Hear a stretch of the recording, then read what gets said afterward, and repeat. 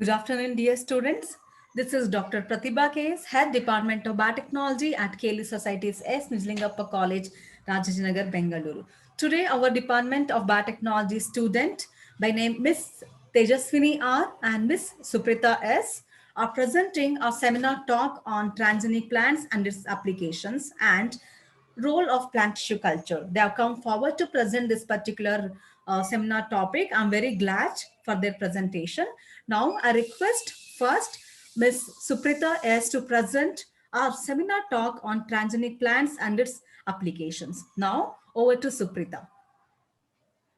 Good afternoon to one and all present here.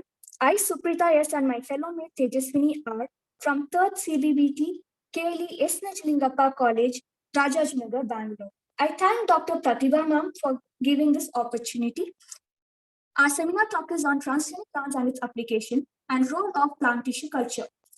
Transgenic plants. Transgenic plants are the plants that have their genomes modified through genetic engineering techniques, either by addition of foreign gene or removal of determinant gene. What are transgenic plants? Modification of DNA using genetic engineering techniques. Aim is to introduce a new trait to the plant. The inserted sequence is known as transgene. The purpose of inserting a combination of gene in a plant so as to make it as useful and productive as possible. By this, the plant's immune system is also enhanced to insects, pesticides, and herbicides, improve nutrition, resistance to biotic and abiotic stress. Two important methods of gene transfer is direct method and indirect method. Indirect method is transfer of agrobacterium. What is agrobacterium? It is a gram-negative bacteria, naturally occurring soil bacteria that causes crown gall. They contain one or more tDNA region. The plasmid contains a Vir region. The plasmid has its own origin of replication. They contain a Con region enabling conjugative transfer. They have the genes for catabolism of opines. A part called tDNA of this Ti plasmid is transferred to the host, which transforms the normal plant cell into tumor cells and directs them to produce chemicals needed by pathogen.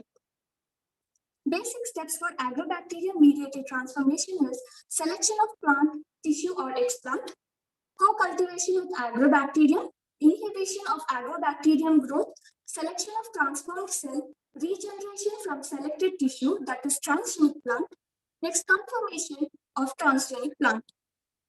In direct method, there are two submethods, that is microprojectile and electroporation method.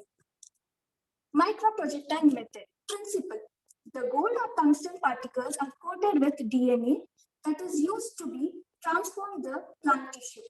The particles are propelled at high speed into the target plant material where the DNA is released within the cell and can integrate into the gene.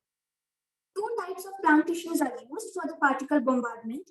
Primary explants that are bombarded and then induced to become embryogenic. Proliferating embryonic cultures that are bombarded then allowed to proliferate further and subsequently regenerate. We can observe here that pollen grains are collected and stored in dry ice. After 1 hour, wash the pollen grains in 30% of sucrose. After 10 minutes, the pollen grains are bombarded with plasmid DNA. The bombarded pollen grains are incubated at 0 degrees centigrade and centrifuged and resuspented in 10% of sucrose for 30 minutes. Pollinate flower of cereal plant after 30 minutes. Germinate seeds from the pod sets after 30 days. Establish a seedling in the greenhouse. After 60 days, screen for transformations. Screen transgenic plant is obtained. What are the merits? It is efficient and easy to handle. Utility of technique can be extended to wide groups of plants, including dicots and monocots. What are the demerits? Equipments are costly. Integration of high copy number of DNA sequence into the chromosome. Over to Tejaswini.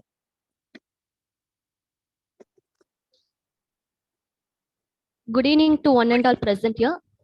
As my friend explained about microprojectile method, the another direct method is electroporation. Electroporation is another popular physical method for introducing new genes directly into the protoplast. In this method, electric field is playing the important role. In electroporation, plant cell protoplasts are kept in an ionic solution containing the vector DNA in a small chamber that has electrodes at opposite ends. A pulse of high voltage is applied to the electrode, which makes the transient pores in the plasma membrane. There are some parameters that can be considered when performing the in vitro electroporation. They are cell size, temperature, post pulse manipulation, composition of electrodes, and pulsing medium. In this diagram, electroporation cell process takes place. When the cells are placed in the electric field, before pulse, they introduce the genes or drugs into the cell membrane. During the electric field induces a voltage across the cell membrane. After the pulse is completed, cells yields the gene or drug inside the cell membrane. There are certain merits and demerits of electroporation. Merits are this technique is simple, convenient, and rapid, besides being cost effective. Demerits are under normal conditions, the amount of DNA delivered into the plant cells is very low. Applications of transgenic plants. They are insect and disease resistant, industrial products, cold resistant. They are improvement in quality, induction of male sterility, and they are herbicide resistant. Another important application of transgenic plants is golden rice. Golden rice, it is a variety of Oryza sativa.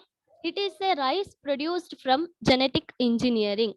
Main purpose of transgenic plants is to provide provitamin A to the third world developing countries where malnutrition and vitamin A deficiency are common.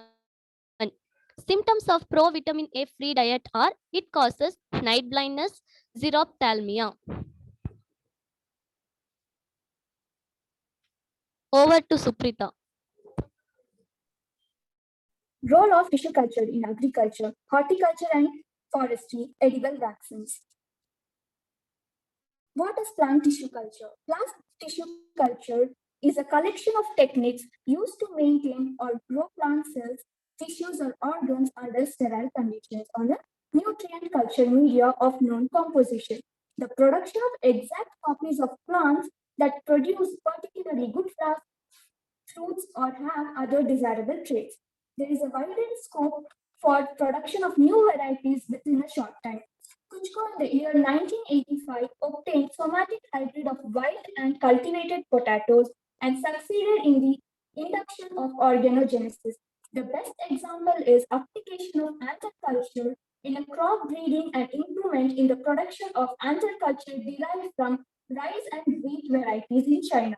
About 50 varieties of rice and 20 varieties in the wheat have been developed using this technique. The advantages of anther culture is getting gametoclonal variation and the availability of rapid method of advancing heterozygous breeding lines to homozygosity. In this image, we can observe how the plant tissue culture is done. In B and C, you can see the callus formation, and D, E, F are the growth of the plant. We can say it as organogenesis. In F and G, we can see there is a clear formation of roots, and in H, they are transferred to the pods. That is, they are transferred for hardening. Encapsulated seeds. Team Murasige of USA have the concept of artificial seeds. Artificial seeds are the somatic embryos covered with protecting gel. These gels are compared to true seeds, water-soluble gels. They are also called as hydrogels. They must be used as protective gel. Commonly used is sodium or calcium alginate is selected for encapsulation purpose because it is less toxic to embryos and easy to handle.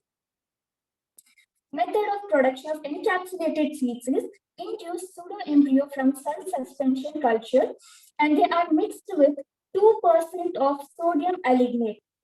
Drop the embryos in a bath of calcium salt This results in quick complex formation at surface due to exchange of ions, that is sodium and calcium ions. Consequently, individuals embryos into a clear and hardened beads about 4 mm. Seal the bead through a nylon mesh. Calcium nitrate solution can be recycled. Test the growth rigor of bead by playing in sand or soil and end with pesticides. What are the benefits? If we look on to the benefits, they are pathogen-free plants, direct to field, genetic uniformity, low cost, and fast production, germplasm storage. Uh, Artificial seeds provide hybrid seeds, allied genotypes, non-seed production species. They can move through artificial seeds. Production of virus-free plants. About 10% of virus transmit through seeds. They are confined to seed coat. Example is TMB or internally seed bone. They are seen in legumes. Moreover, virus results in great loss. For example, potato leaf roll virus or potato virus X can cause up to 95% of reduction in tuber yield. Tissue culture technique can be utilized for the production of virus-free plants either through meristem culture. Virus tested an Easter lily plant, various steps for production of free plants of Easter lily is seen. In this flow chart, we can easily understand it. Easter lily bulb from the market, that is commercially available Easter lily, were tested positive. Their virus indexing segments were subjected to hot water treatment for 40 degrees for 24 hours. Next, surface sterilized segments transferred to MS media supplemented with 2.5 mg of carnitine and 0.5 mg of IAA and solidified agar. Direct organogenesis, that is shoot bulb formation, was observed. Extans transferred to F media supplemented with 6-benzyl aminopurine was extensive routine. Rooted plants are transferred after 6 weeks to the pot without any growth regulators. The plantlets are transferred to soil. Normal flowering was observed in the transplanted plants within 6 weeks. Virus indexing was carried out with various stages as indicated above. In this, we can see how the plant tissue culture is developed. Over to Tejaswini. Next, there is a production of disease-resistant plant. Many plant species which propagate vegetatively are systematically infected by virus, bacteria, or fungi. In order to ensure highest possible yield and quality, it is necessary to provide disease-free stock plants to growers. Tissue culture technique has solved the problem and minimized the time of biological testing. Experiments are conducted in laboratory within short period of span using the tissue culture. Miller and Maxwell are the two scientists. In 1983, they discussed the advantages for the study of several aspects of host pathogen interaction and response. They are ability to isolate the host cells without wounding, control of inoculum of pathogen and number of host cells, and ability to change the nature of host pathogen interaction by altering the constituent medium. Now, how the transfer of NIF genes to eukaryotes takes place? It takes place by nitrogen fixing ability, a genetic character. It exists in prokaryotic diazotropes. One is the major task in the transfer of this character to eukaryotes. In recent years, researches are being done to solve the problem through tissue culture techniques coupled with rDNA. Nitrogen fixation by rhizobia was believed to occur through symbiosis. Scientific community with the discovery of Alstin in 1971. They obtained active rhizobia in the absence of nodules, legumoglobin, and bacteroids, which were apparently necessary in the intact plants. Finally, they established Rhizobium japonicum on cell suspension of soybean roots. Callus induced from root explants of soybean on specific medium was inoculated with Rhizobium japonicum. They undergo multiplication inside the cells. Development of nitrogenase in the soybean callus, their rhizobium system growing on the solid medium was also observed. In addition to this, improvement in the bacterial strains and increased the nodulation. Nitrogen fixation takes place in the nodules of soybeans. Nodules of soybeans absorbs the nitrogen from the air, and it is very useful for the photosynthetic products. Like this, the nitrogen fixation takes place. There are certain applications of plant tissue culture. Plant tissue culture is widely used in the plant sciences, forestry, and in the horticulture. Main applications are the commercial production of plants used as potting, landscape, and florist subjects, which uses meristem and shoot culture to produce large number of identical individuals. A plant breeder may use tissue culture to screen the cells rather than plants for advantageous characters. Example, herbicide resistance.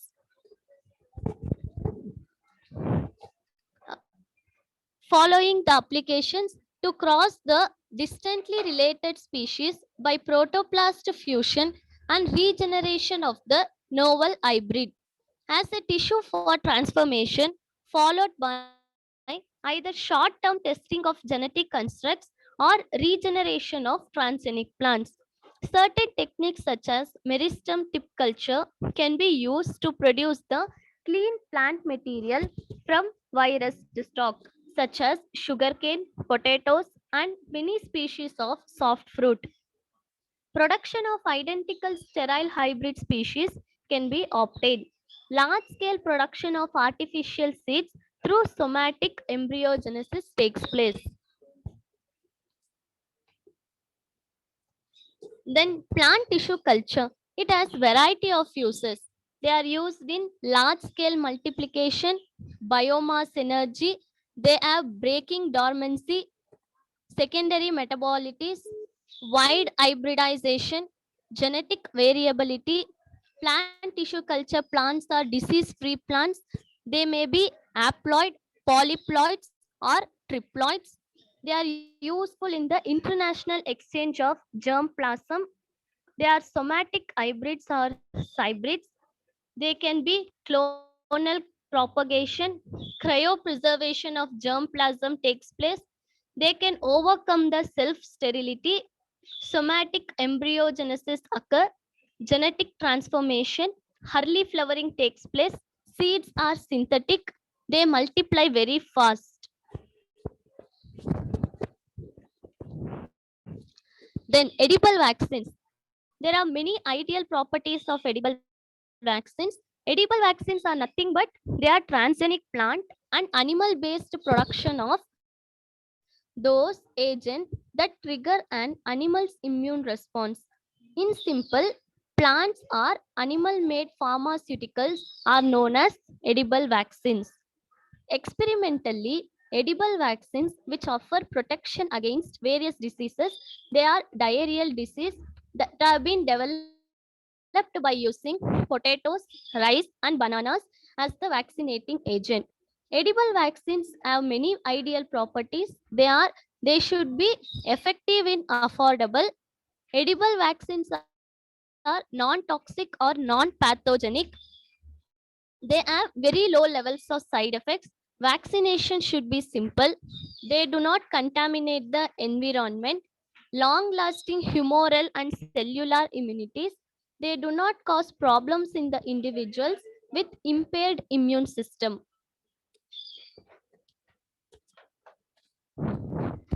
I would like to thank Dr. Pratibha ma'am for giving us this wonderful opportunity for giving a seminar talk. Thank you, ma'am. Thank you, Ms. Suprita and Ms. Tejaswini for the presentation of this particular plant biotechnology unit. I hope you have understood many concepts about the transgenic plants. Okay. I hope this will be useful for our viewers also. I, Dr. Pratibha KS, signing off for the day. Stay tuned with us. We'll be back with some more interesting videos related to plant biotechnology and industrial biotechnology. Thank you, everyone. Stay home, stay safe.